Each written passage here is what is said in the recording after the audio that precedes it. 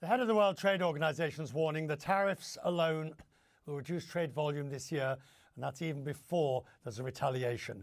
The Director General, Ngozi Okonjo-Iweala, said, while the situation is rapidly evolving, our initial estimates suggest that these measures, coupled with those introduced since the beginning of the year, could overall lead to a contraction of around 1% in global merchandise trade volumes this year.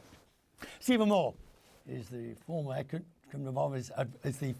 economic advisor to President Trump, who believes that Liberation Day is no cause for panic. Stephen is just being prepared, and we'll be with him in just a moment. While we wait for Stephen, well, we'll sort of put another 5 cents in. Oh, no, apparently we do have you, Stephen. Stephen, first of all, can you hear me? Hi, Richard. Good to be with you. Yes, I do.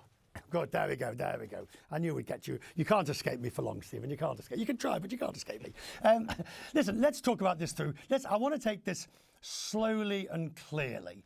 And in doing so, I'm not going to question the reworking, if you will, of the global trade network that the administration wants to do. That is a philosophical policy decision of the administration, rightly or wrongly. But I am going to question the way it's being done.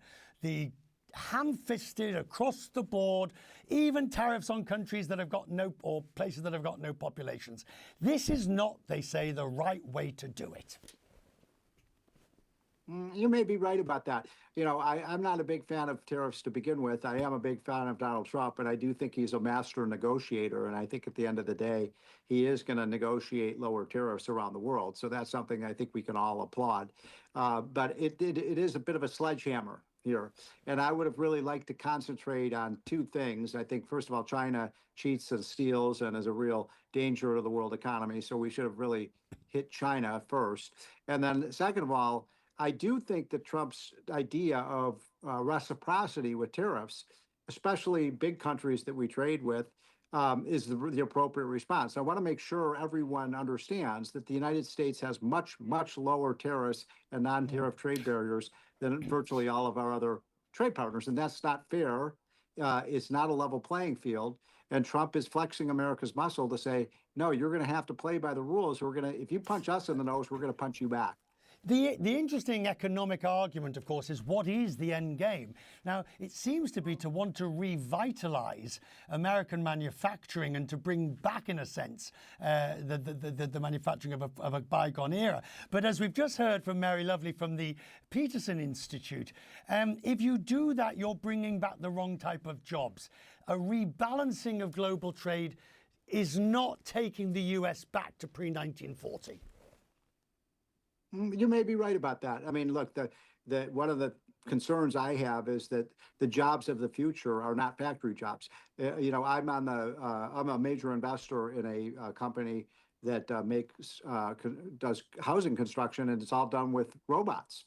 And that's going to be the future. I mean, 20 years from now, every factory in the world, at least in the United States, is going to be basically robots doing that work. And so I kind of agree that the United States should really focus on the high value-added jobs, not jobs that may not even be around in 10 or 15 years. What do we do then? We're in this situation where, as I'm sure the political reality, look, if you're Mark Carney in Canada facing the electorate, Anthony Albanese in Australia facing the electorate, you're going to have to retaliate. If you're Ursula von der Leyen, you've got to retaliate. And yet retaliation will bring escalation. I just don't, I mean, you've got to negotiate, and I don't see how easily the certainty comes back to some form of policy.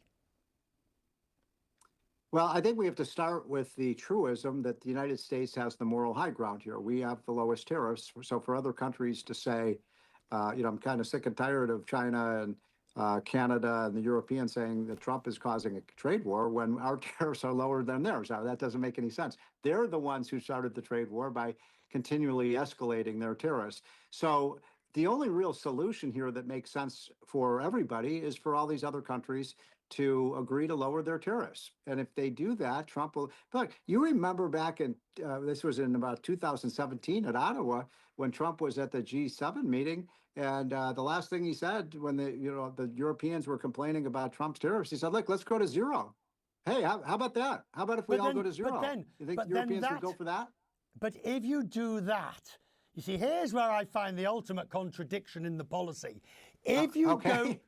if you do that, if countries do reduce their tariffs, so it becomes a trade level playing field, you don't bring back Yes. the jobs. Well, you do, because the tariffs that we put on manufacturing items that come from China, those tariffs are lower than the tariffs that China puts on our manufacturing. So you know this: if the price of something goes down, the demand goes up, and so we'll have more demand for U.S. manufacturing products if these other countries lower their tariffs. That's just simple economics. Stephen, it's good to see you. You'll be delighted to know I have in front of me Australian biscuits and licorice. I have some extremely good Malaysian fast foods, because these are all the tariff products. Good to see you, sir. Thank you very much. But you just described is something called the comparative advantage. So they make very good licorice there. We should buy it. And we are, and we have done. Thank you, sir. Stephen Moore.